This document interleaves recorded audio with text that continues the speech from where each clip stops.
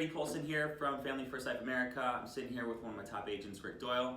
We're in the office right now, and we wanted to talk about, well, we just got off the phone, and he was telling me how he was struggling a little bit to get them to get the check, right? So he's struggling to get the check. And so what that made me think of is just, we started talking about how he sets the table, how he sets the appointment. And as you start to sell more insurance, as you start to progress along your career, you will have less challenges getting the check as you are stronger in the beginning, setting control of what the appointment is.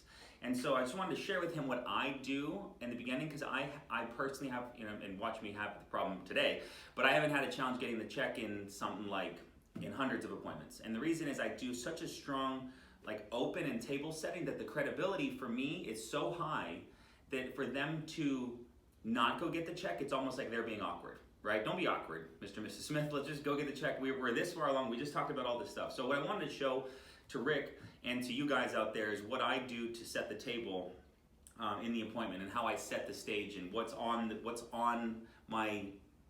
in front of me and the client when we sit down. And so we get in the house, get to a table. Obviously, couch is not preferred because you can't be professional and lay stuff out. You also need to write. So you get to a kitchen table, lay out the credibility sheet, lay out any lead card you have, lay your business card on top, financial inventory, and then a blank sheet of paper underneath.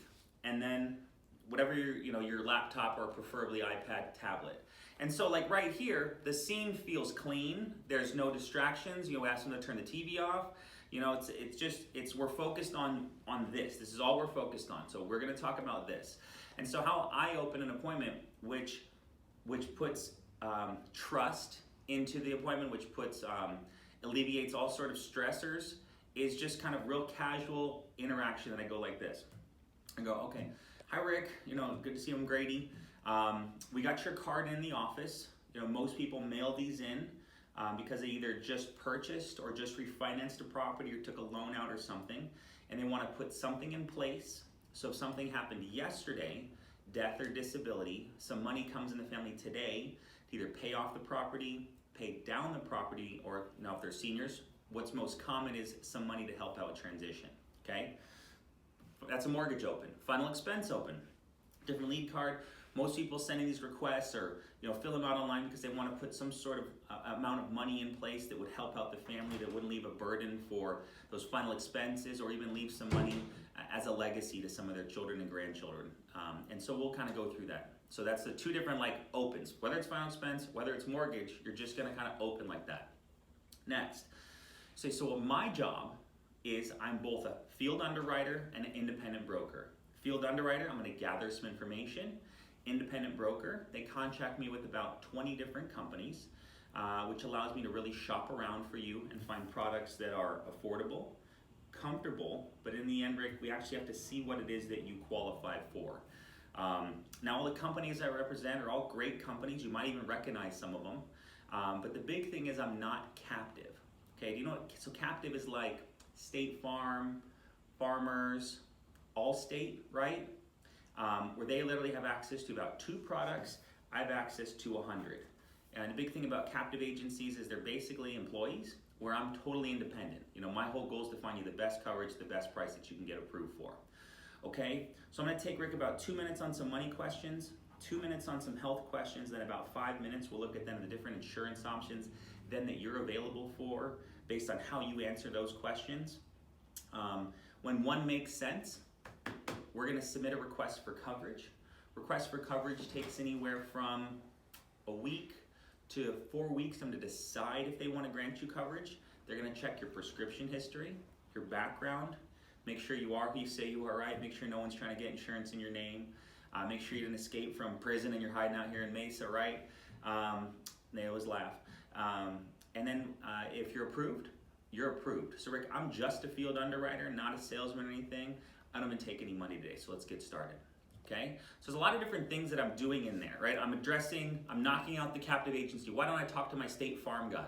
I'm telling him I'm a broker. I'm going to shop around. We're going to submit a request for coverage. The request for coverage we're going to pick is based on how you answer these questions. How you answer these questions, it's going to take you 2 minutes each, and then we're going to spend 5 minutes, right? I'm setting the table in the beginning that it's not going to be a long appointment.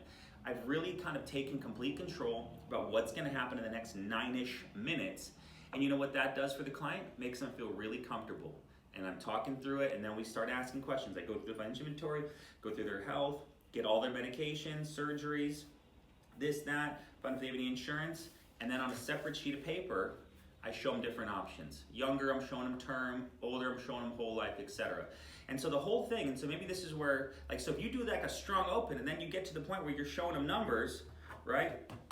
Okay, so Rick, based on these three options, if you were to get approved, which would be the most comfortable for you? And then zip it.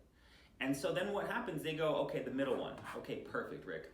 Now what they're gonna do is they need to check, like I said, repeat what I said at the beginning. They're gonna check your background, right? So he goes the middle one. Do I go jump, give me a voided check and make it all awkward? No, I calm down the situation. Top producers are in control, so you just calm. Perfect, okay, the middle one's great. No change of tone, no change of voice. Perfect, okay, Rick, so what they're gonna need to do, they're gonna check your background, they're gonna check your prescription, they're gonna make sure, again, that you are who you say you are, no one's trying to get insurance in your name. Make sure, again, the prison joke, you didn't escape from prison, okay? And I say just like that. And then, so what I need from you, Rick, is I need your driver's license, and then I wait for them to move a little, which they're moving to go get it, right?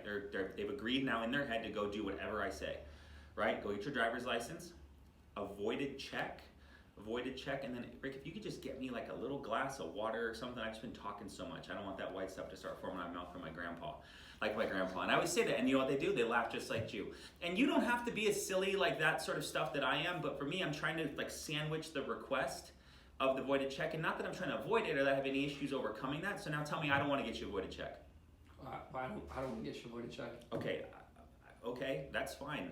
But what they need to do is, in order to check your background, I go through it again, your prescription, make sure you are who you say you are. They just want to make sure you're serious. And so like we talked about, Rick, that if something happened to you, Jane wouldn't be able to afford this house, or like we talked about, Rick, if something happened to you, your kids would have no money and they'd be left with a $10,000 or $20,000 bill for your final expenses.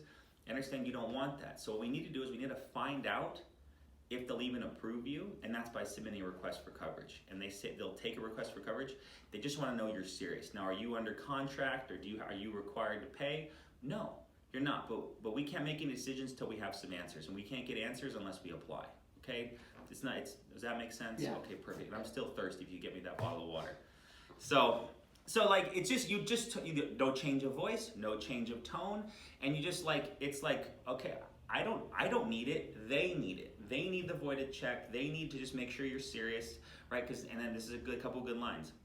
They're gonna spend a few $1,000s checking your background, pulling your prescription history, checking your medical records, and just making sure you are who you say you are. And they just want to make sure before they spend that money that you're serious. Now, if you get declined, they're not going to bill you, but they just want to make sure you're serious. And like I said before at the beginning, I'm a broker, so if you do get declined, we're going to pivot to a different company. I'm going to make sure I take care of you and Mary. Okay? Perfect. Okay. Does that help? Like, and we can talk for one more second. Like, so when you got, I don't want to give the check. Do you feel that you had that much control in it, or do you feel that maybe you pulled a few things from this? I definitely pulled a few things from this. I felt like I was more in control, but I definitely still feel like there was a little bit of trust, which could have been alleviated with the upfront portion. Upfront, yeah. That's it. So how you close is about how you open. Like if you just roll in and say, I'm here to show you some quotes, they're like, okay, you're just the quote guy. Yeah. If you come down and you address who I am, what I do, who I'm contracted with, and what's going to happen, I'm in control. I've taken complete trust, and now, okay, they look at me as a confidant now, as someone they can trust. So, perfect. All right, bro, let's Cool. get out there. Appreciate that. Appreciate you guys. Bye for now.